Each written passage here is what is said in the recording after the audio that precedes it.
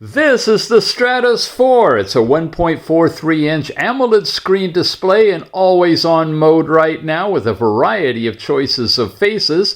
Twist your wrist, you can light it up into a variety of real faces. And you got all sorts of controls here. Bluetooth calling and music streaming, brightness level, power level. You've got twist your wrist to see the time. And you can add more icons here, including one for a flashlight. This has the integrated flashlight in the top.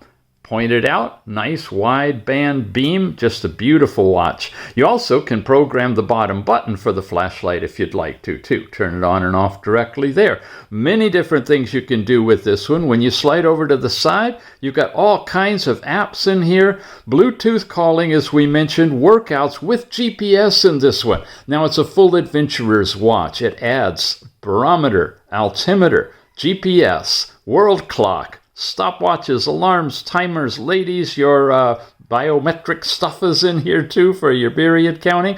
Very, very robust watch, all in all, with a nice ruggedized band, deeply waterproofed, 5 ATM, IP69, 3 different buttons where you can activate all of your different workout options on here as well.